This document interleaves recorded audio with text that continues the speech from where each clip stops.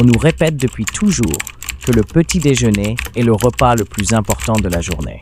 Et si cette croyance était en réalité ce qui sabote votre énergie? Un des plus grands chirurgiens cardiaques au monde, 85 ans et toujours au bloc opératoire, affirme que son secret pour la longévité commence par offrir son petit déjeuner à son ennemi. Dans cette vidéo, nous allons décortiquer cette méthode choquante. Bonjour et bienvenue sur notre chaîne, le lieu où nous explorons ensemble les chemins vers une vie plus longue, plus saine et plus épanouie. Imaginez un instant. Imaginez avoir 85 ans. Quelle image vous vient à l'esprit? Pour beaucoup, c'est l'âge du repos bien mérité, des journées tranquilles. Maintenant, imaginez un homme de 85 ans qui non seulement travaille encore, mais qui pratique l'une des professions les plus exigeantes au monde. Un homme qui, plusieurs fois par semaine, passe des heures debout dans un bloc opératoire, tenant littéralement le cœur de ses patients entre ses mains. Un homme qui a réalisé personnellement plus de 5000 opérations à cœur ouvert. Cet homme n'est pas une fiction. Il s'appelle Leo Bocchieria. Il est l'un des chirurgiens cardiaques les plus respectés et décorés de notre époque. Et quand un homme qui consacre sa vie à réparer le moteur du corps humain partage ses secrets de longévité, le monde entier écoute. La question qui brûle toutes les lèvres est « Comment fait-il » Quel est son secret pour maintenir une telle vitalité, une telle acuité mentale et une telle endurance physique à un âge où la plupart des gens sont à la retraite depuis longtemps? Beaucoup s'attendent à une formule magique, une pilule miracle ou un régime incroyablement complexe. Mais la vérité, comme souvent, est à la fois plus simple et bien plus surprenante. Le titre de cette vidéo est « Je mange ceci chaque jour pour la longévité ». Et oui, nous allons révéler cet aliment clé. Mais je dois être honnête avec vous. Cet aliment n'est que la partie émergée d'un iceberg.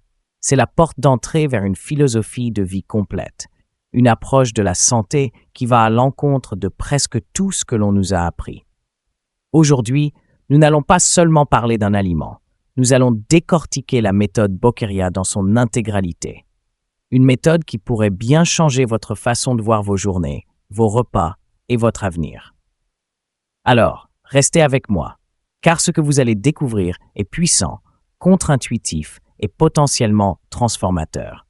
C'est bien plus qu'une astuce de régime, c'est une leçon de vie. Partie 1. Le principe fondamental qui bouleverse tout.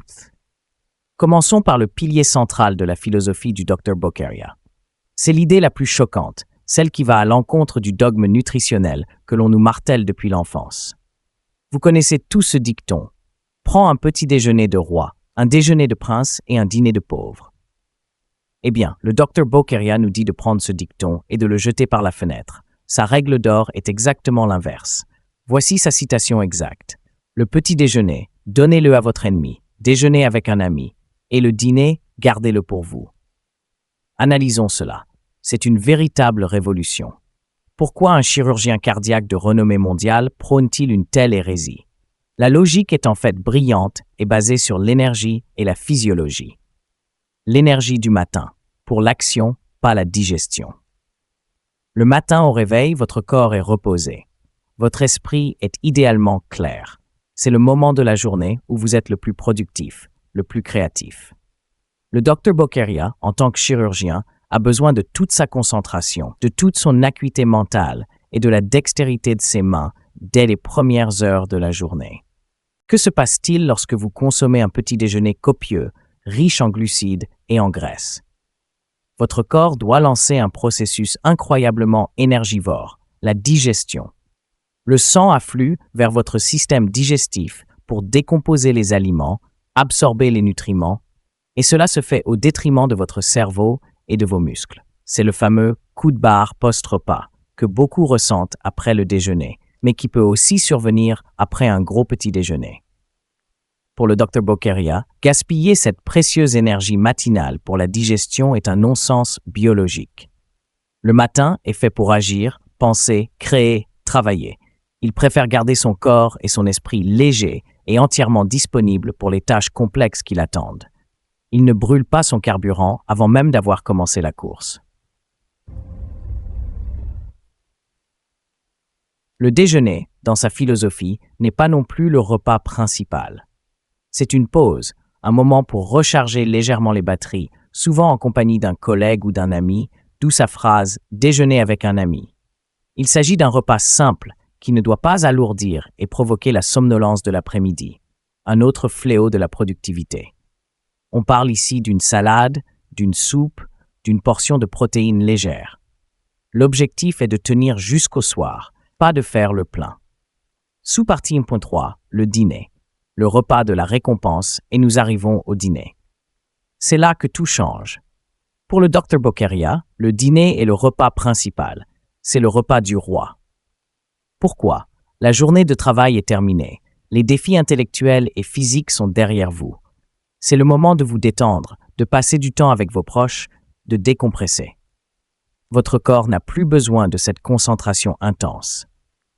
Il peut maintenant se consacrer entièrement à la tâche de la digestion et de l'assimilation des nutriments dans un environnement calme et sans stress. Manger un bon repas complet le soir permet de reconstituer les réserves d'énergie dépensées pendant la journée. C'est un signal pour le corps que le travail est fini et que la phase de réparation et de récupération peut commencer. Et c'est ici qu'intervient une autre de ces recommandations surprenantes. Que fait-on habituellement après un repas? On nous dit de marcher, de bouger un peu pour aider à digérer. Le Dr Bokeria, lui, conseille de s'allonger. Oui, vous avez bien entendu. Il explique que le fait de s'allonger pendant 15 à 20 minutes après le dîner permet au sang de se concentrer là où il est nécessaire, dans le système digestif. Si vous marchez ou faites une activité, le sang est détourné vers les muscles, créant une compétition interne qui peut rendre la digestion moins efficace. Attention, un point crucial ici. Cette recommandation de s'allonger est spécifique et ne convient pas à tout le monde. Les personnes souffrant de reflux gastro-œsophagien, RGO par exemple, doivent absolument éviter de s'allonger après avoir mangé. C'est pourquoi, et je le répéterai, il est fondamental de discuter de tout changement majeur de style de vie avec votre médecin traitant. La méthode Bokeria est une source d'inspiration, pas une prescription universelle. Donc, pour résumer cette première partie, le matin, on préserve son énergie pour l'action. Le soir, on offre à son corps le carburant et le repos nécessaires pour une digestion et une réparation optimale. C'est un renversement complet de nos habitudes, mais qui, d'un point de vue physiologique, a beaucoup de sens. Partie 2. Alors, que mange-t-il? Maintenant que nous avons compris le quand, passons au quoi. Quel est donc ce fameux ceci que le Dr Bokeria consomme chaque jour? Comme je l'ai dit, c'est pas un ingrédient magique, mais un aliment pilier qui s'intègre dans une approche globale. Sous-partie 2, l'aliment pilier, le fromage blanc. L'aliment que le Dr Bokeria mentionne le plus souvent, celui qui constitue la base de son premier repas de la journée, qui n'est pas un vrai petit déjeuner, mais plutôt une collation en fin de matinée ou à midi, est le fromage blanc. Plus spécifiquement, le tvorog, une sorte de fromage frais caillé, très populaire en Europe de l'Est, qui s'apparente à un mélange entre la faisselle, le cottage cheese et le serré. Pourquoi cet aliment? Il est nutritionnellement presque parfait pour sa philosophie, riche en protéines complètes. Le tvorog est une bombe de caséine, une protéine à digestion lente. Cela signifie qu'il fournit une sensation de satiété durable sans pic de glycémie.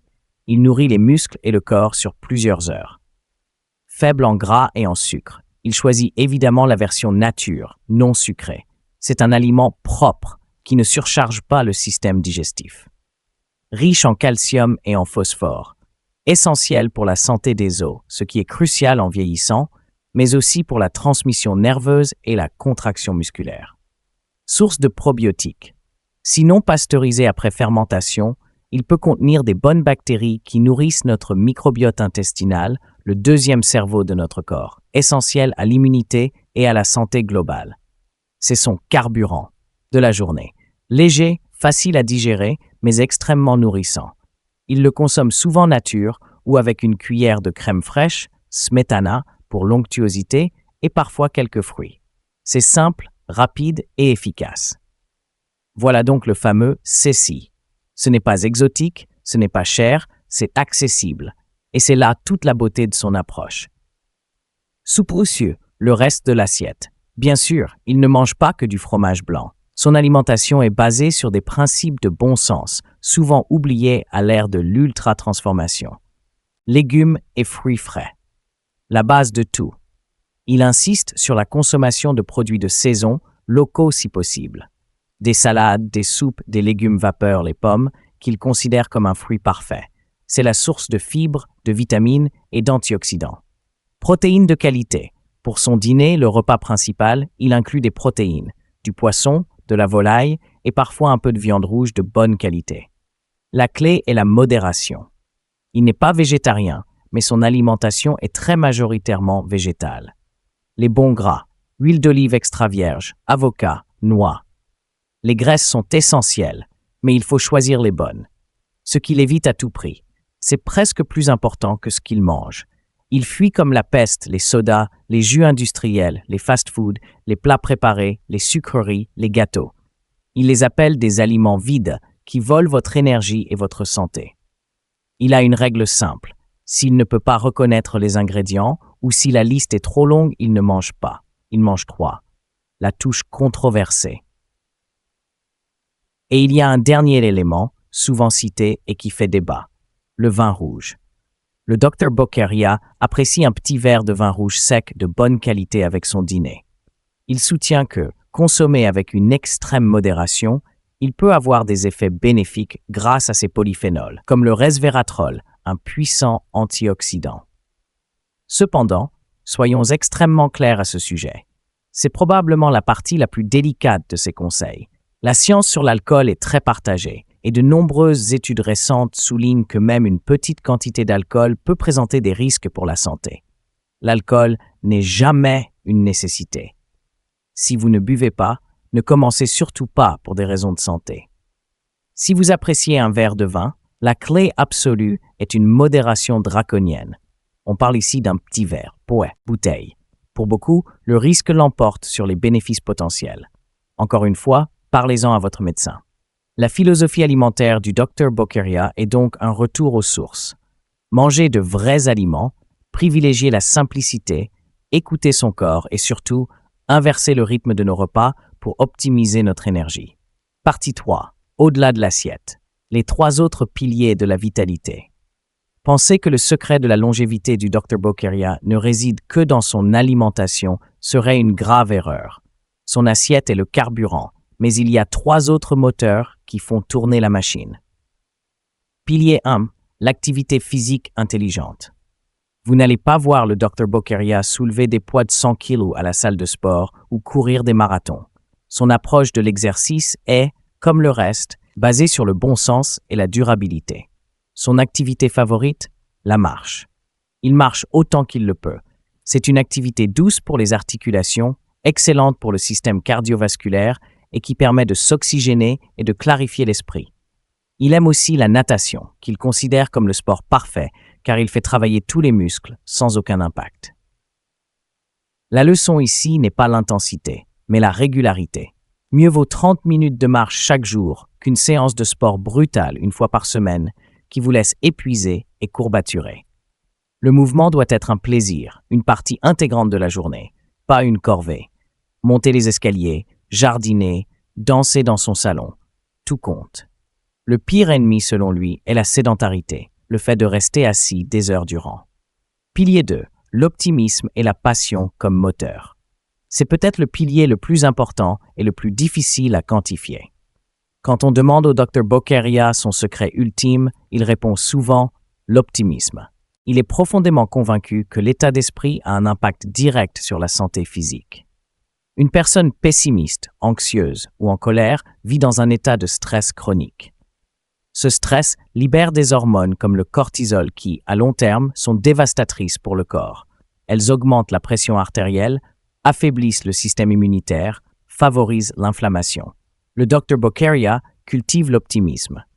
Il choisit de voir le bon côté des choses, de se concentrer sur les solutions plutôt que sur les problèmes. Et cet optimisme est nourri par une autre force incroyable, la passion. Il aime son travail. Il a un pourquoi, une raison de se lever chaque matin. aider les autres, transmettre son savoir, repousser les limites de la chirurgie. Cette passion lui donne une énergie que la nourriture seule ne pourrait jamais fournir. C'est le carburant de l'âme. La leçon pour nous, trouvez ce qui vous anime. Un hobby, une cause, aider vos enfants ou petits-enfants, apprendre une nouvelle langue, vous occuper d'un jardin. Avoir un but, un sentiment d'utilité, est l'un des plus puissants élixirs de jouvence. Ne subissez pas votre retraite, construisez-la. Pilier 3, le repos et le sommeil de qualité. Ce dernier pilier est le corollaire logique de sa philosophie alimentaire. En mangeant léger le jour et copieusement le soir, il prépare son corps à un sommeil profond et réparateur. Le sommeil n'est pas une perte de temps. C'est pendant ces heures que le corps se régénère, que le cerveau nettoie les toxines accumulées pendant la journée, que les souvenirs se consolident et que les hormones se régulent. Un mauvais sommeil chronique est une voie royale vers les maladies cardiovasculaires, le diabète, la dépression et le déclin cognitif. Le Dr Bokeria insiste sur l'importance d'un sommeil de qualité et d'écouter son corps. Si vous êtes fatigué, reposez-vous. Sa fameuse sieste post-dîner est aussi une forme de repos conscient. Il ne lutte pas contre la fatigue, il l'accueille et y répond. Nous voilà au terme de notre exploration de la méthode du Dr Leo Bokeria. Alors, quel est le ceci qu'il faut manger chaque jour pour la longévité? Comme vous l'avez vu, le fromage blanc est un excellent point de départ, un aliment pilier. Mais le véritable ceci, le véritable secret, n'est pas un aliment, c'est une philosophie. Inversez vos repas, léger le jour, complet le soir. Mangez de vrais aliments, simples, frais, non transformés. Bougez avec plaisir. La régularité prime sur l'intensité.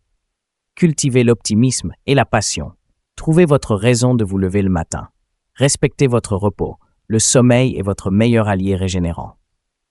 La vie et la vitalité du Dr Leo Bokeria sont une preuve inspirante que l'âge n'est pas une fatalité.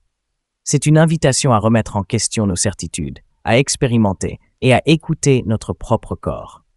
Je dois insister une dernière fois. Ceci est le témoignage et la méthode d'un homme, aussi brillant soit-il. Ce n'est pas une ordonnance médicale. Avant d'adopter des changements aussi importants, notamment sur le rythme des repas, ou si vous avez des conditions de santé particulières, diabète, reflux, problèmes cardiaques, il est impératif et non négociable de consulter votre médecin ou un professionnel de la santé qualifié. Ils sont les seuls à pouvoir vous donner des conseils personnalisés et sécuritaires. Maintenant, c'est à vous. Je suis incroyablement curieux de savoir ce que vous pensez de cette approche. Est-ce que l'idée d'abandonner le petit déjeuner vous choque ou vous intrigue? Y a-t-il des éléments de cette philosophie que vous appliquez déjà sans le savoir?